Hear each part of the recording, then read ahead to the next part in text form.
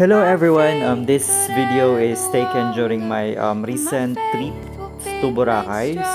From the airport guys, going to the port, sasakay kayo ng tricycle. Babayad po kayo ng 75 pesos for individual or kung wala po kayong kasama, nasa 150 something. Tapos pagkadating nyo naman sa port, babayad kayo ng environmental fee, terminal fee at saka yung ticket sa ferry boat. Tapos, pagkatapos nun, mabilis lang naman yung proseso, no, sa pagbayad. So, pwede naman do it your own lang. Kasi yung iba, kumukuha sila ng package para less hassle. Pero if you are a solo traveler, napakadali lang, napakabilis lang po. And then, pagkadating nyo sa kabila, sa port ulit, maraming sasakyan po going to the different stations.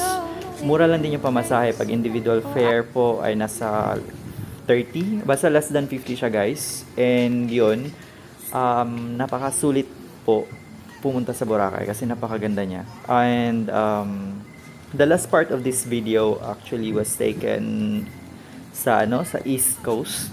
Sa ibang part po siya hindi na siya sa station 1 and 2, 3. Sa kabilang part po siya. So maganda din doon, magandang pasyalan.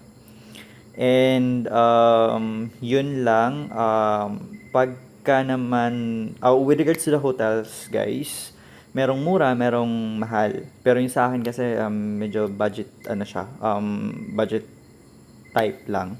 So siya, nasa second part or sa likod na siya ng front beach hotels. Pero okay lang, it's still walking distance going to the front beach. So yun, maganda naman, maayos naman yung room na nakuha ko. And so ang ganda gumala sa sa beach ng Boracay. At napakalinis, ng tubig.